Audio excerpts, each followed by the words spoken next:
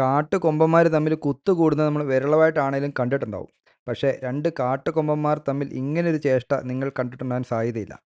സത്യം പറഞ്ഞാൽ ഇങ്ങനൊരു കാഴ്ച കണ്ടപ്പോൾ ഒന്നും മനസ്സിലായില്ല എന്താ സംഭവം എന്നുള്ളത്. നടന്ന് ഫ്രെയിമിലേക്ക് കയറുന്നുണ്ടോ, അത് വേറൊരു ഫീലാണ്. നമ്മുടെ മുന്നിലായിട്ട് തടാകരയിൽ ഒരു 10-30 ആനകൾക്ക് മുകളിലുണ്ട് കേട്ടോ, പല കൂട്ടങ്ങളായിട്ട്. പിന്നെ ഇഷ്ടം പോലെ പുള്ളിമാനുകളും.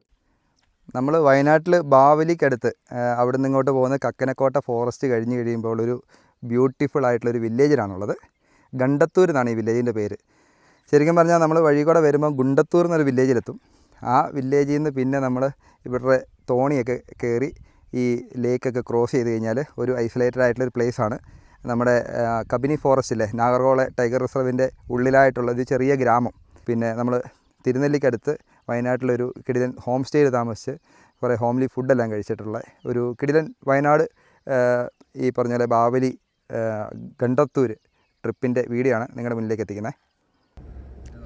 നമ്മുടെ യാത്ര ആരംഭിക്കുന്നത് വയനാട് കാട്ടിക്കുളത്തു നിന്നാണ്. നമുക്ക് പോകേണ്ട റൂട്ട് ഈ കാട്ടിക്കുളത്ത് തന്നെ പോയിട്ട് ബാവലി ചെല്ലുക.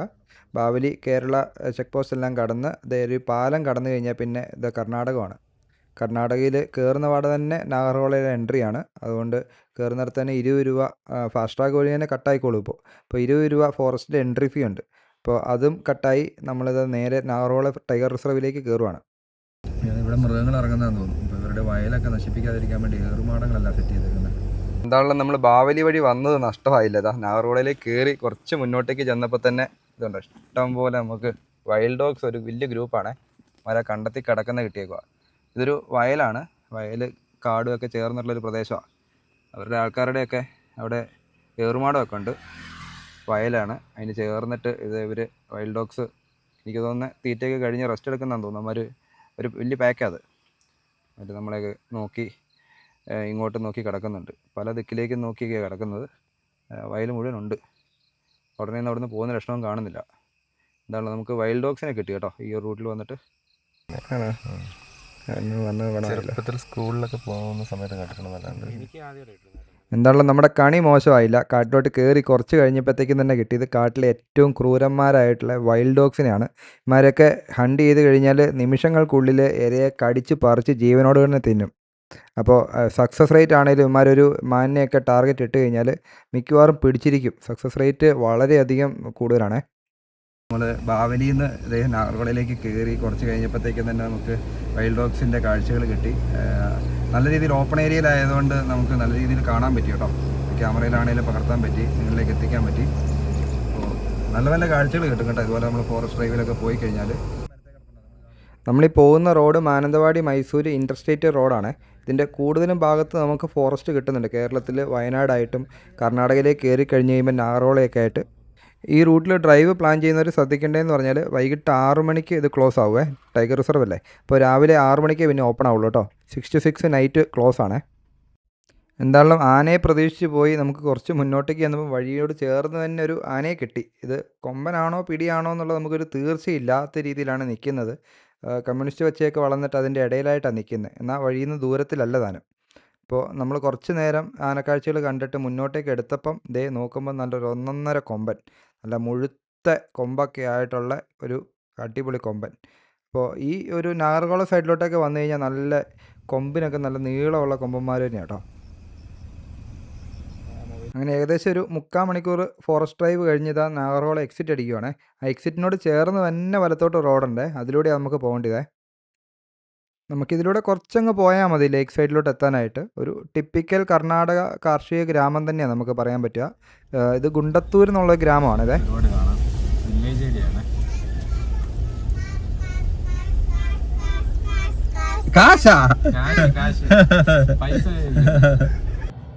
ഒരു 1/2 കിലോമീറ്റർ പോയി കഴിയുമ്പം തന്നെ നമുക്കിതാ ലേക്ക് സൈഡ് കാണാൻ പറ്റുക. വലിയൊരു ഗ്രൗണ്ടൊക്കെ ആയിട്ട് നല്ല ഭംഗിയുള്ള സ്ഥലമാണ്.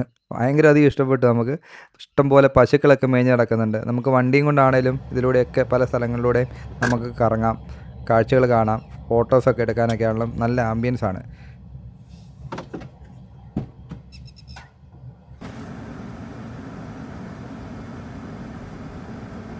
അവരുടെ ആ ചുമന്ന ജീപ്പ് പശുക്കളുടെ ഇടയിലൂടെ ആ പുൽമേട്ടിൽ കൂടെ പോകുന്ന കാണാൻ നല്ല ഭംഗിയുണ്ട്.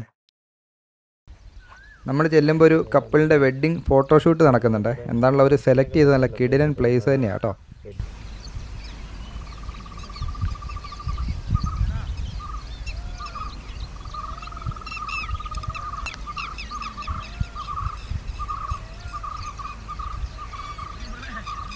വേറൊരു ഫാമിലി ആണെങ്കിൽ അവരുടെ ഡോഗിനെയൊക്കെ കൂട്ടിയിട്ടൊരു വോക്കിന് വന്നിട്ടാണ് കുട്ടിയൊക്കെ ആണെങ്കിലും നന്നായിട്ട് ഈ ഒരു ലേക്ക് സൈഡ് എൻജോയ് ചെയ്യുന്ന കാഴ്ചയാണ് കണ്ടത്.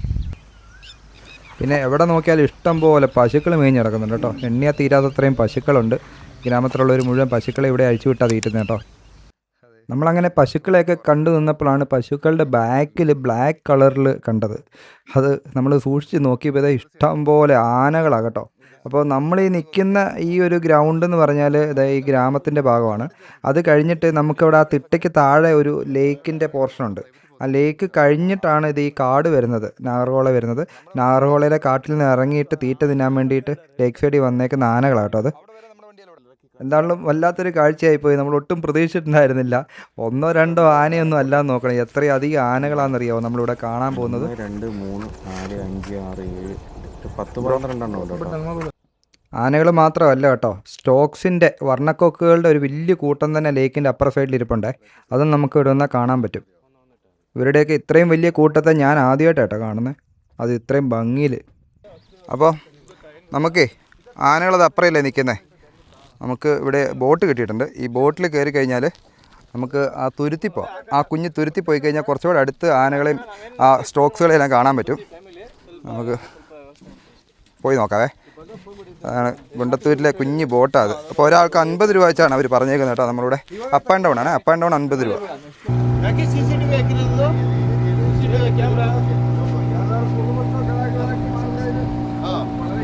ഇതേ നമ്മുടെ വണ്ടി അപ്പുറം കിടക്കുന്നു. നമ്മൾ ഇക്കരെ വന്നു. ഇതാ ബോട്ട് ഇട്ടിട്ട് നമ്മൾ എങ്ങോട്ടേക്ക് നടക്കുവാണേ. ഇതൊരു വേറെ ലെവൽ ഫീൽ തന്നെയാണ്. അപ്പുറം സൈഡിൽ ഇതാ സ്റ്റോക്സുകൾ കണ്ടോ, എത്ര എണ്ണം നോക്കി. ഇവിടെ നിങ്ങൾക്ക് ഞാൻ ക്യാമറ കാണിച്ചു തരാം.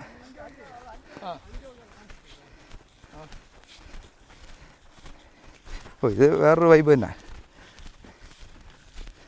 ഫോറസ്റ്റിൻ്റെ വണ്ടികൾ സഫാരി അതിലൂടെ പോകുന്നുണ്ടോ. നമുക്ക് അങ്ങോട്ട് പോകാൻ പെർമിഷൻ ഇല്ല. അത് അവിടെ ഒരു എലഫൻറ്റ് ഫെൻസിങ് ഉണ്ട്, അതിൻ്റെ അപ്പുറത്തേക്ക് നമുക്ക് പോകാൻ പെർമിഷൻ ഇല്ല. അതുകൊണ്ടോ നമ്മുടെ വണ്ടിയുടെ ഇപ്പുറം, അതിൻ്റെ ഇപ്പുറം ഫോറസ്റ്റിൻ്റെ പ്രോപ്പർട്ടിയാണ്. പക്ഷെ നമുക്ക് ഇതിലൂടെ പോവാം, കുഴപ്പമില്ല.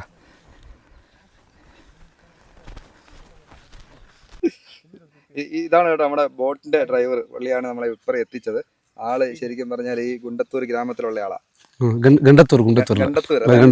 ഗുണ്ടത്തൂർ അപ്പുറത്ത്, അത് ഗുണ്ടത്തൂർ, ഇത് ഗണ്ടത്തൂർ, രണ്ട് വില്ലേജ്. ഇവിടെ നേരെ നടത്ത് പോയാൽ മതി. പോയാൽ അവിടെ ഒരു അമ്പലം ഉണ്ട്. അമ്പലം അവിടെ വീടെല്ലാം കാണും. അവിടെല്ലാം പോയിട്ട് കറങ്ങിയിട്ട് വരാം.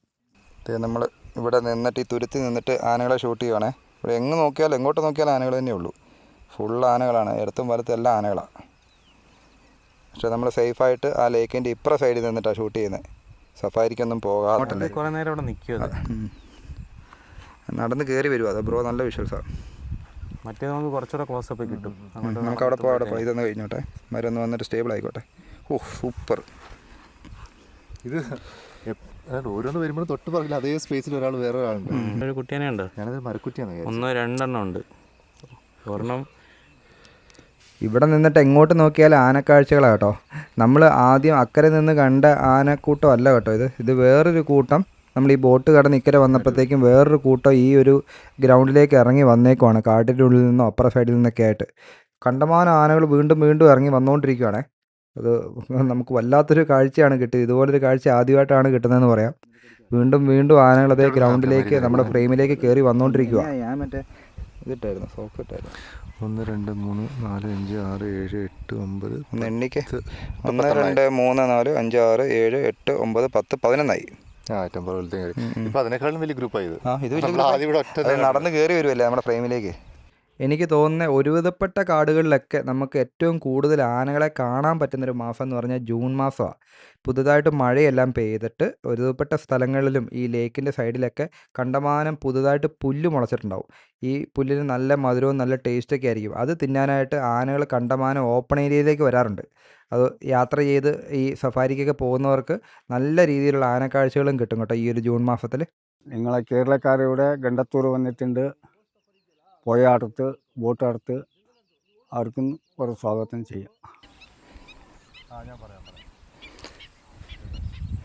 സ്റ്റോക്സിൻ്റെ ഒരു വലിയ കൂട്ടമാണ് ഇവിടെ ഇരിക്കുന്നത്. ഇക്കരെ വന്നപ്പോഴത്തേക്കും നമ്മുടെ വർണ്ണക്കൊക്കുകളെ നമുക്ക് കുറച്ചും കൂടെ നന്നായി കാണാൻ പറ്റുന്നുണ്ട്. ഇത്തിരിയുടെ അടുത്ത് നന്നായി ഷൂട്ട് ചെയ്യാൻ പറ്റുന്നുണ്ട്, കാഴ്ചകൾ കാണാൻ പറ്റുന്നുണ്ട്. ഇത് എന്തോ ചെറിയ ശബ്ദം കേട്ടപ്പോൾ തന്നെ അവരെല്ലാം കൂടെ പറന്ന് പൊങ്ങി കേട്ടോ. കണ്ടമാനം സ്റ്റോക്കുകളുണ്ട്. നമ്മൾ എന്താണേലും നല്ലൊരു കാഴ്ചയാണ് കിട്ടിയത്. സ്റ്റോക്കുകളെ ഷൂട്ട് ചെയ്തുകൊണ്ടിരുന്നപ്പോൾ തന്നെ അവർ പറന്ന് പൊങ്ങിയതും. അപ്പോൾ ഇത് പെയിൻറ്റഡ് സ്റ്റോക്സ് എന്നാണ് നമ്മൾ ഇംഗ്ലീഷിൽ പറയുന്നത്. വർണ്ണക്കൊക്കുകൾ എന്താണെങ്കിലും വലിയൊരു കൂട്ടം തന്നെയായിരുന്നു. നമുക്ക് നല്ലൊരു കാഴ്ച വരുന്നത് തന്നെ കിട്ടി കേട്ടോ. അലാങ്കോളുണ്ട് കേട്ടോ, അലാങ്കോളുണ്ട്. അവിടെ എവിടെയോ ടൈഗറുണ്ട്. ഇതാ നമ്മൾ ഇവിടുത്തെ ഗണ്ടത്തൂരത്തെ കുമാർ ബ്രോ, പുള്ളിക്കാരനാണ് ഇവിടുത്തെ ബോട്ട് ഓടിക്കുന്നത്. പുള്ളിക്ക് അത്യാവശ്യം നല്ല രീതിയിൽ മലയാളം അറിയാം. അപ്പോൾ പുള്ളിയുടെ കൂടെ നമ്മൾ ഗണ്ടത്തൂർ വില്ലേജ് ഒന്ന് കാണാൻ പോവാം. വില്ലേജ് കാണാൻ പോകുന്ന നല്ല രസമുള്ളൊരു സ്ഥലത്തോടെയാണ്. നമ്മൾ പോകുമ്പോൾ ഇവിടെ പശുക്കളൊക്കെ ആയിട്ടുള്ള പുൽമേടാണ്. ആ ലേക്കിൻ്റെ അപ്പുറം സൈഡിൽ ആനകൾ മെയ്യുന്നു ഒക്കെ ആയിട്ട് വൈൽഡ് ടച്ചുള്ളൊരു ഒറ്റപ്പെട്ട ഗ്രാമം. ഈ ലേക്കിൻ്റെ നടുക്കായിട്ടുള്ള ഒരു തുരുത്ത് പോലത്തെ സ്ഥലമാണ്. അങ്ങനെയുള്ളൊരു ഗണ്ടത്തൂരിലേക്കാണ് നമ്മൾ പോകുന്നത്. നമ്മൾ പോകുന്ന വഴി മുഴുവൻ ആനക്കാഴ്ചകളാണ് കേട്ടോ ഒരു സൈഡിൽ. അങ്ങനെ നമ്മൾ ആനക്കാഴ്ചകൾ കണ്ട് പോകുമ്പോഴാണ് പതിവില്ലാത്തൊരു കാഴ്ച നമ്മൾ കണ്ടത്. നമ്മൾ കാണുമ്പോൾ പുൽമേട്ടിൽ 2 കൊമ്പന്മാർ തീറ്റ തിന്നുന്നതാണ് കാണുന്നത്. ഈ പുതുതായിട്ട് മഴയ്ക്ക് കിളുത്ത പുല്ലൊക്കെ. അപ്പോൾ 2 കൊമ്പന്മാർ അത്യാവശ്യം പ്രായപൂർത്തിയായിട്ടുള്ള കൊമ്പിനൊക്കെ നല്ല നീളമുള്ള കൊമ്പന്മാർ തന്നെയാണ്. കുറച്ച് കഴിഞ്ഞപ്പോഴത്തേക്ക് ഒരു കൊമ്പൻ മറ്റേ കൊമ്പൻ്റെ അടുത്തേക്ക് നടന്ന് ചെല്ലുന്നുണ്ട്. അവൻ്റെ പിന്നാമ്പുറത്തേക്കാണ് ചെല്ലുന്നത്. അവൻ്റെ പിന്നാമ്പുറത്ത് ചെന്ന് അവൻ്റെ സ്വകാര്യ ഭാഗങ്ങളിലവിടെ എന്തൊക്കെയോ ചേഷ്ടകൾ കാണിക്കുന്നുണ്ട്. അതിനനുസരിച്ചിട്ട് മുന്നിൽ നിന്നിരുന്ന കൊമ്പൻ അവനും കുറച്ച് അവൻ്റെ ആക്ഷൻസൊക്കെ മാറി പതിയെ കാലൊക്കെ നിവർത്തുന്നു, പതിയെ അവിടെ ചെരിഞ്ഞിരിക്കുന്ന പോലെയൊക്കെ കാണിക്കുന്നു. ഇതൊക്കെ ഒരു സ്വാഭാവികമായിട്ടുള്ള കാഴ്ചകളല്ല, വളരെ അസ്വാഭാവികമായ കാഴ്ചകളാണ്. അല്ല, ഇവരുടെ ഇടയിൽ അങ്ങനെ പരിപാടി ഉണ്ട്. സ്നേഹിക്കുന്നല്ലേ? അല്ല, ഇതുണ്ട്. ഇരിക്കുമല്ലോ അവളല്ല, അവനാ. 2 അവന്മാരാ. എന്താണെങ്കിലും നമ്മുടെ കാട് യാത്രകളിൽ വളരെ വിരളമായി കിട്ടുന്ന കാഴ്ച കേട്ടോ ഇത്. എന്താണേലും ആദ്യത്തെ കൊമ്പൻ അവിടുന്ന് മാറി കുറച്ച് മുന്നോട്ടേക്ക് വന്ന് അവർ നേർക്ക് നേരെ കുറച്ച് നേരം കൊമ്പ് കോർക്കുന്ന കാഴ്ചകൾ നമുക്കിവിടെ കാണാൻ പറ്റിയേ. സാധാരണ നമ്മൾ കൊമ്പന്മാർ കൂടുമ്പം കാണുന്നത് പോലത്തെ ഒരു ശക്തി പ്രകടനമല്ല നമ്മളിവിടെ കാണുന്നത്. ഒരു സ്നേഹപ്രകടനം പോലെയാണ് നമുക്ക് മനസ്സിലാക്കാൻ പറ്റുന്നത്. കുറച്ച് നേരം അധികം അവർ കൊമ്പ് കോർത്ത് നിന്നതിന് ശേഷം അവർ തുമ്പിക്കൈ ആണേലും അങ്ങോട്ടും ഇങ്ങോട്ടുമൊക്കെ കടത്തിവിട്ട് അവരൊരു സ്നേഹപ്രകടനം കാണിക്കുന്നതായിട്ട് തോന്നുന്നുണ്ട്. കാട്ടുകൊമ്പന്മാരിലെ ഹോമോസെക്ഷുവാലിറ്റിയുടെ ഒരു ഡോക്യുമെൻറ്റേഷനായിട്ടാണ് നമുക്കിതിനെ മനസ്സിലാക്കാൻ പറ്റുന്നത്. അതായത് കാട്ടിലെ കൊമ്പന്മാർ പ്രായപൂർത്തിയായി കഴിയുമ്പം അവരുടെ കൂട്ടത്തിൽ നിന്ന് പുറന്തള്ളപ്പെട്ട് കഴിഞ്ഞ് പിന്നെ കുറച്ച് കാലം ഇങ്ങനെ ഒറ്റയ്ക്ക് നടന്നു കഴിയുമ്പം അങ്ങനെയുള്ള പല ഗ്രൂപ്പിൽ നിന്നുള്ള കൊമ്പന്മാർ ഒന്ന് ചേർന്ന് കുറച്ച് കാലം അധികം നടക്കും. അവർക്കാണെങ്കിൽ ഇണകളെ കിട്ടാനും ബുദ്ധിമുട്ടാണ്. അപ്പോൾ ഇവർ കുറച്ച് കാലത്തേക്കൊക്കെ ഇവരിങ്ങനെ കൂട്ടമായിട്ട് നടക്കുമ്പോൾ ഇങ്ങനെയുള്ള ചില ചേഷ്ടകളൊക്കെ കാണിച്ച് നടക്കാറുണ്ട് കേട്ടോ. അപ്പോൾ ഇങ്ങനത്തെ പരിപാടികളൊക്കെ മനുഷ്യരിൽ മാത്രമല്ല മൃഗങ്ങളിലും ഉണ്ടെന്നുള്ളത് നമ്മളൊന്ന് മനസ്സിലാക്കുക. അങ്ങനെ നമ്മൾ ആ ലേക്ക് സൈഡിൽ നിന്ന് നമ്മൾ നമ്മുടെ കണ്ടത്തൂർ വില്ലേജിൻ്റെ ഉള്ളിലേക്ക് കയറുവാണ്. ഇവിടെ കൃഷി അത്യാവശ്യം നല്ല കൃഷി സ്ഥലങ്ങൾ. അതുപോലെ മണ്ണ് കണ്ടോ, നല്ല വളക്കൂറുള്ള മണ്ണാണ്. ഇവിടെ ഒരു വർഷത്തിൽ തന്നെ 3-4 വിളകൾ ഇവർ കൃഷി ചെയ്യാറുണ്ട് കേട്ടോ. ഇതിപ്പം ഇതിൻ്റെ സീസൺ കഴിയുന്നതോടെ തന്നെ ഇവരടുത്ത് നടും. ആ മണ്ണ് അത്രയും വളക്കൂറുള്ള മണ്ണാണ് അവരുടെ. വാഴക്കൃഷിയുണ്ട്, ഇവിടെ കുരുമുളകുണ്ട് അപ്പറേ, ഇവിടെ ഇഞ്ചിയുണ്ട്. ഇഞ്ചിത്തോട്ടം കഴിയുന്നതോടെ തന്നെ ഒരു സൈഡ് ചേന, മറ്റൊരു സൈഡിൽ കാച്ചിലൊക്കെ നമ്മളിപ്പോൾ കൃഷി ചെയ്യാറ് പോലുമില്ല. അതെ, അവിടെ എല്ലാം കാച്ചിലാണ്. ഇതെല്ലാം കേരളത്തേക്ക് വരുന്നതായിരിക്കും കേട്ടോ. അപ്പുറം പയർ നട്ട് വെച്ച് മുളച്ച് കയറി വരുന്നുള്ളൂ.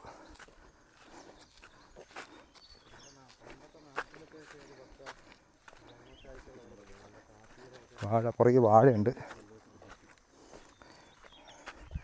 കൃഷി കാണണേ ഇതേ ഇങ്ങോട്ട് വരണം. നമ്മുടെ നാട്ടിൽ നിന്ന് ഇപ്പോൾ കൃഷിയില്ല, ശരിയായ കൃഷി. നല്ല ഓറഞ്ച്, ഇത് കൊടകൻ ഓറഞ്ചാണ് ഇവിടെ വിളഞ്ഞ് കിടപ്പുണ്ട്.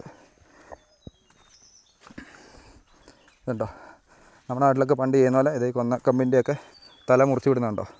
നല്ല രീതിയിൽ മഴക്കാലം തുടങ്ങുമ്പോൾ മുറിച്ച് നല്ല രീതിയിൽ ഒരുക്കി കുരുമുളക് കയറ്റി വിട്ടേക്കുന്നുണ്ടോ.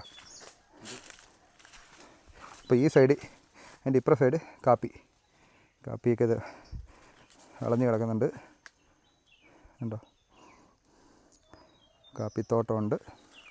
അപ്പോൾ നമ്മളിപ്പോൾ ഇത്രയും ഒരു 50 മീറ്റർ നടന്നപ്പോൾ തന്നെ ഇപ്പോൾ എത്ര കൃഷി കണ്ടു. അത് എല്ലാം നല്ല അടിപൊളിയായിട്ട് മെയിൻറ്റെയിൻ ചെയ്തേക്കുന്നുള്ളതാണ്.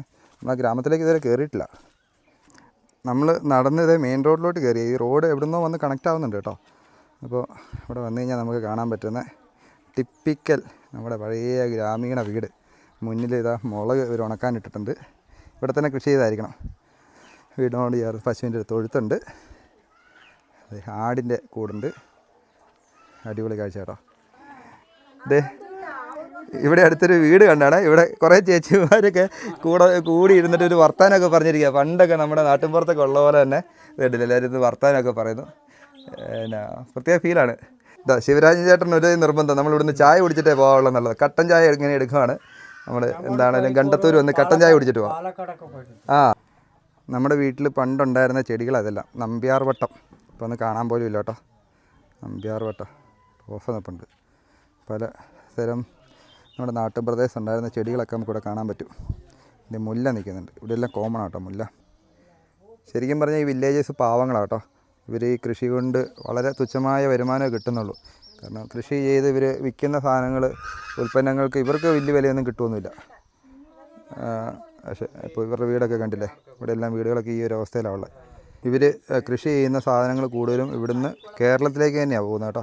കേരളത്തിലെ തന്നെ വ്യാപാരികൾ, പച്ചക്കറി വ്യാപാരികൾ ഇവിടെ വന്ന് നേരിട്ട് എടുത്തിട്ട് പോവുക. കിലോയ്ക്ക് 15 രൂപ. പയറിന് 20 രൂപ അവിടെ ആണെങ്കിൽ ഇവിടെ 15 രൂപ, 5 രൂപ കേജി, മേലെ 5 രൂപ. മുകളിലോട്ട് വന്ന് കഴിക്കാനുള്ള ഒന്നും ഇല്ലല്ലോ. ചേച്ചി നമുക്ക് ചായയും കൊണ്ട് വരുന്നുണ്ട്. ഇത്ര പെട്ടെന്ന് ചായ എടുത്തിട്ടുണ്ട്. ആ കാപ്പി, കട്ടൻ കാപ്പി. ഇത് ഇവരുടെ തന്നെ കാപ്പി ആയിരിക്കും അല്ലേ? നമ്മുടെ തന്നെ കാപ്പിയല്ലേ? എന്താണല്ലോ അവരുടെ കൂടെ ഇരുന്ന് നല്ല ചൂട് കട്ടൻ കാപ്പിയെല്ലാം കുടിച്ച് കുറേ നാട്ടുവിശേഷങ്ങളൊക്കെ അങ്ങോട്ടും ഇങ്ങോട്ടൊക്കെ പറഞ്ഞ് നല്ല രീതിയിൽ സമയം പോക്കി കേട്ടോ. ഒരു 1/4 മണിക്കൂർ അവിടെ ഇരുന്നിട്ടാണ് നമ്മൾ പോകുന്നത്. അവരുടെ യാത്രയെല്ലാം പറഞ്ഞ് നമ്മൾ തിരിച്ചു പോവുകയാണേ. നമ്മൾ തിരിച്ച് വീണ്ടും ഇതേ പുൽമേട്ടിലേക്ക് എത്തി. അപ്പോൾ അക്കരയ്ക്ക് നോക്കുമ്പോൾ അവിടെ ആ കൊമ്പന്മാർ ഇപ്പോഴും അവിടെ തന്നെ നിൽപ്പുണ്ട് കേട്ടോ. അപ്പോൾ കുറച്ച് അപ്പുറയായിട്ട് ആനക്കൂട്ടങ്ങൾ, അതിൻ്റെ കുറേ ആനകളുണ്ട്. കുറച്ച് ആനകളൊക്കെ ഉള്ളിലേക്ക് കയറിപ്പോയി. കുറേ ആനകൾ ഇതേ അവിടെ നിൽപ്പുണ്ട്. കൂട്ടത്തിലുള്ള കുറച്ച് കുട്ടിക്കൊമ്പന്മാരൊക്കെ ഉണ്ട് കേട്ടോ അവിടെ. പിന്നെ കുറേ അധികം സ്പോട്ടഡ് ഡിയേഴ്സിനെ നമുക്കവിടെ കാണാൻ പറ്റി. കണ്ടമാനമുണ്ട്. എണ്ണിയാൽ തീരുവല്ലാത്തത്രയും സ്പോട്ടഡ് ഡിയേഴ്സ് അതെ ആ ഗ്രൗണ്ട് നിറച്ചിനുണ്ട് കേട്ടോ. കുറച്ച് കഴിഞ്ഞപ്പോഴത്തേക്കും കാടിനുള്ളിൽ നിന്ന് സ്പോട്ടഡ് ഡിയേഴ്സിൻ്റെ തന്നെ അലാം കോൾസ് കേട്ടു തുടങ്ങി. അപ്പോഴത്തേക്കും ഇവർ അവിടെ ശാന്തമായി തീറ്റ നിന്ന് നടന്നിരുന്ന മാനുകളെല്ലാം പതിയെ മൂവ് ചെയ്യുകയാണ്. അവിടുന്ന് അവർ വരിയായിട്ട് നടന്ന് കാട്ടിനുള്ളിലേക്ക് കയറി പോകാൻ വേണ്ടിയിട്ടാണ്. അപ്പോൾ ആ പുൽമേട്ടിൽ കൂടെ തന്നെ അവർ നടന്ന് അലാം കോൾ കേട്ടതിൻ്റെ എതിർ ദിശയിലേക്ക് അവർ നടക്കുന്നത്. അപ്പോൾ കുറച്ചപ്പുറത്തേക്ക് സേഫായിട്ടൊരു ഓടി മാറുവാണ്. അപ്പോൾ നല്ല രസമാണ് ബാക്കിൽ ആനയൊക്കെ ആയിട്ട്. അപ്പോൾ ആനയുടെ സൈഡിൽ കൂടെ ഇവർ മാനുകളെല്ലാം വരിയായിട്ട് പോകുന്ന കാഴ്ചകൾ, 100 കണക്കിന് മാനുകൾ. ഇവിടെയാണെങ്കിൽ ഈ ട്രൈബൽസ് ആണെന്ന് തോന്നുന്നു. കുറച്ച് ചേട്ടന്മാരൊക്കെ ആ സൈഡിൽ കൂടെ തന്നെ മീൻപിടുത്തക്കാർ ചേട്ടന്മാർ അതിലൂടെ പോകുന്നുണ്ട്. അപ്പോൾ അവർക്ക് ആനയെന്നൊരു വിഷയമല്ലെന്ന് തോന്നുന്നു. ഇതൊക്കെ മാനുകൾ ഓടുന്നത് ഒരു വെച്ചടിച്ച് പോവുക. നമ്മുടെ കൊമ്പൻ്റെയൊക്കെ ബാക്കിൽ കൂടെ തന്നെയാണ് പോകുന്നത്.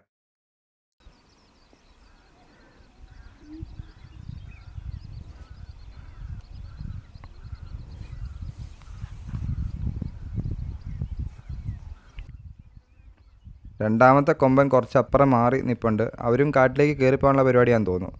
അപ്പോൾ അവനും നടന്ന് നീങ്ങുന്നു. മുന്നിക്കോടെ ഇതേ സ്പോട്ടഡ് ഡിയേഴ്സ് എല്ലാം 100 വെച്ചടിച്ച് പോവുകയാണ്. നമ്മൾ കാപ്പി കുടിച്ചിരുന്നപ്പം അവിടെ വീട്ടുകാർ പറഞ്ഞൊരു കാര്യം എന്നെ ആശ്ചര്യപ്പെടുത്തി. ഇവിടെ ഈ ഗ്രാമത്തിൽ ഗണ്ടത്തൂരിൽ ആനകളുടെ ശല്യമേ ഇല്ലെന്നാണ് പറഞ്ഞത്. അതുകൊണ്ടാണ് നമ്മൾ അത്രയും വാഴക്കൃഷിയൊക്കെ അവിടെ കണ്ടത്. ആനകൾ ഈ ലേക്ക് കടന്ന് ഇപ്പുറത്തേക്ക് കടക്കുകയല്ല പോലും. അതെന്താണെങ്കിലും വലിയൊരു കാര്യമായി കേട്ടോ. കുഞ്ഞു കുട്ടിയൊക്കെ ഉള്ളൊരു ഗ്രൂപ്പാണ്. അതൊക്കെ കുഞ്ഞു കുട്ടിയാനകളൊക്കെ ഉണ്ട്. അതുകൊണ്ട് തന്നെ അതിൻ്റെ അടുത്തോടെയൊക്കെ ആളുകളാണെങ്കിലും മൂവ് ചെയ്ത് പോകുന്നത് വളരെ ശ്രദ്ധിച്ച് വേണം. പിന്നെ ട്രൈബ്സ് ആയതുകൊണ്ട് അവർക്ക് എന്താണെങ്കിലും അത്യാവശ്യം കാര്യങ്ങളൊക്കെ അറിയാവുന്നവരാണ്. ഇവിടുത്തെ ട്രൈബ്സും എല്ലാം ആയിരിക്കും. കാരണം അത് ഫോറസ്റ്റിൻ്റെ ഏരിയ ആണ്. അവിടെ ഈ പിള്ളേർ ഇറങ്ങി ആ ലേക്കിൻ്റെ സൈഡിലൂടെ ഇറങ്ങി വന്നിട്ടുണ്ട്. അതിൻ്റെ ബാക്ക് സൈഡിലായിട്ട് തന്നെയാണ് അത് ആനകളുടെ തീറ്റ തിന്നുന്നത്. അപ്പോൾ അവർ ആനകളുടെ അടുത്തോടെ തന്നെ നടന്നാണ് അവരിവിടെ എത്തിയത്. ഇതിപ്പോൾ അവിടെ ഒരു കൂട്ടമുണ്ട്. ഒരു കൂട്ടം വേറൊരു കൂട്ടം ഇത് കുറച്ചും കൂടെ അപ്പുറയായിട്ടുണ്ട് കേട്ടോ. ഇപ്പോൾ ഇവിടെ എല്ലാ ആനകളാണ്. വേറെ 2 കൂട്ടം ഇപ്പുറ സൈഡിലുണ്ടായിരുന്നു. അവർ ആ ആനകൾ കയറിപ്പോയി. തീർച്ചയായിട്ടും ഒരു 1 ഡേ ട്രിപ്പിന് കൺസിഡർ ചെയ്യാവുന്ന ഒരു കിട്ടിലൻ പ്ലേസ് തന്നെയാണ് കേട്ടോ ഈ ഗുണ്ടത്തൂരും ഗണ്ടത്തൂരും. പക്ഷേ നിങ്ങൾ വരുമ്പോൾ പ്രത്യേകം ശ്രദ്ധിക്കേണ്ടതെന്ന് പറഞ്ഞാൽ ഇവിടെ പരിസരം മലിനമാകാതെ ശ്രദ്ധിക്കണം. ഇപ്പം നല്ല വൃത്തിക്ക് കിടക്കുന്ന നല്ലൊരു സ്ഥലമാണ്. കുറച്ചും കൂടെ പോപ്പുലറായി ടൂറിസ്റ്റ് പ്ലേസൊക്കെ ആയി കഴിയുമ്പോഴത്തേക്കും ഇത് ഭയങ്കര അധികം മലിനമായി കാണാറുണ്ട് ഇങ്ങനത്തെ സ്ഥലങ്ങളൊക്കെ. അതുകൊണ്ട് അത് നമ്മൾ വളരെയധികം ശ്രദ്ധിക്കണം. വേസ്റ്റുകളൊന്നും ഇടരുത്. അതുപോലെ ലോക്കൽസിനൊന്നും ബുദ്ധിമുട്ടുണ്ടാക്കാത്ത രീതിയിൽ ഇവിടുത്തെ പ്രകൃതിയുടെ കാഴ്ചകൾ കണ്ട് ആസ്വദിച്ച് തിരിച്ചു പോവുക. അതാണ് നമ്മളൊരു റെസ്പോൺസിബിൾ ടൂറിസ്റ്റ് എന്ന രീതിയിൽ നമുക്ക് ചെയ്യാൻ പറ്റുന്നത്. അങ്ങനെ നമ്മൾ ഗണ്ടത്തൂരത്തെ കാഴ്ചകളൊക്കെ കണ്ട്, ആനകൾ ഇപ്പോഴും അവിടെ മെയ്യുന്നുണ്ടേ. ഗണ്ടത്തൂരത്തെ കാഴ്ചകളൊക്കെ കണ്ട് നമ്മുടെ ബോട്ട് റെഡി ആയിട്ടുണ്ട്. അപ്പോൾ മടങ്ങുവാണ്, നമ്മുടെ കാറപ്പുറം വെയിറ്റ് ചെയ്യുന്നു. അപ്പോൾ നമ്മൾ മടങ്ങുവാണ്. അപ്പോൾ ഗണ്ടത്തൂർ നമ്മൾ തിരിച്ച് ഗുണ്ടത്തൂരിലേക്ക് പോവാണ്. ഗുണ്ടത്തൂരിൽ നിന്ന് ഇനി നമ്മൾ തിരിച്ചിനി നാഗർകോള ടൈഗർ റിസർവ് വഴി നമ്മളിനി ബാവലി കൂടി തിരിച്ച് തിരുനെല്ലിക്ക് പോകണേ. ഈ ട്രിപ്പിൽ എൻ്റെ കൂടെയുള്ളത് അനസ് ബ്രോയാണ് യാത്രയിലുള്ളത്. ഇത് കൂടെയുള്ളത് ജിനീഷ് ബ്രോയുടെ പ്രോപ്പർട്ടി സ്റ്റേ ചെയ്തിട്ടാണ് നമ്മൾ രാവിലെ ഇങ്ങോട്ട് ട്രിപ്പ് വന്നത്. ആൾ ഫ്രീ ആയതുകൊണ്ട് ആളും നമ്മളോട് കൂടി. എന്തായാലും നല്ല ലക്കായിരുന്നു, ഗുഡ് ലക്കായിരുന്നു.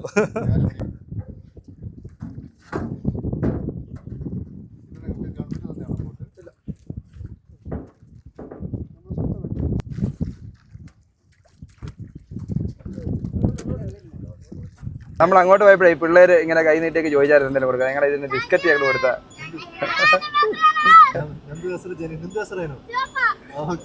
ഇത് ഗുണ്ടത്തൂരത്തെ പിള്ളേരാട്ടോ. ഗണ്ടത്തൂർ പോയി നമ്മൾ മടങ്ങി വരുമ്പോഴത്തെ ഗുണ്ടത്തൂർ വില്ലേജ്, ഈ വില്ലേജിലെ പിള്ളേരാണ്. നമ്മൾ കാറെടുത്ത് മടങ്ങി പോകുമ്പോൾ നമ്മൾ സ്റ്റേ എടുത്തത് തിരുനെല്ലിക്കടുത്ത് അപ്പപ്പാറയിലുള്ളൊരു ബഡ്ജറ്റ് ഹോം സ്റ്റേ ആണ്. ഇതിൻ്റെ പ്രത്യേകത എന്ന് പറഞ്ഞാൽ ഈവൻ നമ്മൾ ഒരു റൂം എടുത്താൽ പോലും ഫുൾ പ്രോപ്പർട്ടി നമുക്ക് സ്വന്തമാണ്. പിന്നെ മെയിൻ റോഡിനോട് ചേർന്നിട്ടായതുകൊണ്ടും നമുക്ക് എവിടെ പോകാനാണെങ്കിലും സൗകര്യത്തിലുള്ളൊരു ലൊക്കേഷനുമാണ്. അപ്പോൾ നമുക്ക് തിരുനെല്ലി വന്നു കഴിഞ്ഞാൽ നമുക്ക് പീസ്ഫുള്ളായിട്ട് സ്റ്റേ ചെയ്യാൻ ഹോം സ്റ്റേകൾ ഓപ്ഷനാണ്. പിന്നെ അധികം റേറ്റ് ഒന്നുമില്ല, റിസോർട്ടുകൾ പോലെ തിരക്കില്ല, ഫുൾ പ്രോപ്പർട്ടി നിങ്ങൾക്ക് തന്നെ കിട്ടുവാണ്. അപ്പോൾ നമുക്കിവിടെ വന്നു കഴിഞ്ഞാൽ ഇതൊരു നല്ലൊരു ലിവിങ് സ്പേസ് കിട്ടിയിട്ടുണ്ട്. ഇപ്പോൾ 3 ബെഡ്റൂമാണ് നമുക്കിവിടെ വരുന്നത്. മിനിമം ഇവിടെ 3500 രൂപ ഒരു സിംഗിൾ റൂമാണ് നിങ്ങൾ ഉപയോഗിക്കുന്നതെങ്കിൽ 2 പേർക്ക് 3500 രൂപയാണ് ചാർജ് ചെയ്യുന്നത്. പിന്നെ വരുന്ന ഓരോരുത്തർക്ക് എക്സ്ട്രയ്ക്ക് 500 രൂപ വെച്ചിട്ടാണ്. 3 ബെഡ്റൂം ടോട്ടൽ നമുക്കിവിടെ വരുന്നുണ്ട് കേട്ടോ. പിന്നെ ഇവിടെ കിച്ചൺ, ഡൈനിങ് ഹാൾ ഇതെല്ലാം നിങ്ങൾക്ക് സ്വന്തം വീട് പോലെ തന്നെ ഉപയോഗിക്കാം. ഗ്യാസും കാര്യങ്ങളും പാത്രങ്ങളും എല്ലാം ഉള്ളതാണ്. അപ്പോൾ ഇത് താഴത്തെ നിലയിൽ ബെഡ്റൂം അറ്റാച്ച്ഡ് ആണ്. അപ്പോൾ ടോട്ടൽ ഒരു 9 പേരെ ഇവിടെ മൊത്തത്തിൽ അക്കോമഡേറ്റ് ചെയ്യാൻ പറ്റും നമുക്ക്. അപ്പോൾ ഇത് മേളിലോട്ട് വന്നു കഴിയുമ്പോൾ ഇവിടെ ചെറിയൊരു ലിവിങ് സ്പേസ് കൊടുത്തിട്ടുണ്ട്. മേളത്തെ ബെഡ്റൂമുകൾ എനിക്ക് കുറച്ചും കൂടെ ഇഷ്ടപ്പെട്ടു കേട്ടോ. ഇത് കുറച്ചും കൂടെ നല്ല രീതിയിൽ സെറ്റ് ചെയ്തിട്ടുണ്ട്. ഒരു ബെഡ്റൂം ഇത്, രണ്ടാമത്തെ ബെഡ്റൂം ഇച്ചിരി കൂടെ വലിപ്പമുള്ളൊരു റൂമാണിത്. ഇതിന് രണ്ടിനും കൂടെ ഒരു കോമൺ ടോയ്ലറ്റാണ് കൊടുത്തിട്ടുള്ളത് കേട്ടോ. ഒരു കോമൺ ടോയ്ലറ്റ് നന്നായിട്ട് നമുക്ക് ആസ്വദിക്കാൻ പറ്റുന്നതെന്ന് പറഞ്ഞാൽ ഇതിൻ്റെ ഈ ബാൽക്കണി സ്പേസ് ഞാൻ പറഞ്ഞില്ലേ, ഇവിടെയൊക്കെ കൃഷിയുള്ള സമയത്താണെങ്കിൽ നല്ല രീതിയിൽ പച്ചപ്പൊക്കെ ആയിട്ട് ഈ കാറ്റൊക്കെ കൊണ്ട് വൈകുന്നേര സമയത്തൊക്കെ ഇരിക്കാൻ നല്ലൊരു വൈബായിരിക്കും. നമ്മുടെ ഈ ഹോം സ്റ്റേയുടെ ബാക്ക് സൈഡ് എനിക്ക് ഭയങ്കര ഇഷ്ടപ്പെട്ടു കേട്ടോ. ഇവിടെ നമുക്കിരുന്ന് നല്ല കാറ്റൊക്കെ കൊള്ളാം. വൈകുന്നേര സമയത്തൊക്കെ ഈ കണ്ടത്തിലെ കാഴ്ചകളൊക്കെ കാണാം. ഇപ്പോൾ ഇത് കണ്ടം ഇങ്ങനെ ഡ്രൈ ആയി കിടക്കുവാണ്, അത് നോക്കണ്ട. ഒരു ജൂലൈ ഓഗസ്റ്റൊക്കെ ആകുമ്പോഴത്തേക്ക് ഇവിടെ ഞാറ് നട്ട് കഴിഞ്ഞാൽ ഇത് ഫുള്ള് പച്ചപ്പായിരിക്കും. നല്ല നെൽവയലായത്, അടിപൊളിയായ കാഴ്ചകളാണ്. ബാക്ക്ഗ്രൗണ്ടിൽ കവുങ്ങുന്തോട്ടമൊക്കെ ആയിട്ട്. പിന്നെ ഇവിടെ ക്യാമ്പ് ഫയർ വേണേൽ ചെയ്തു തരും അവർ.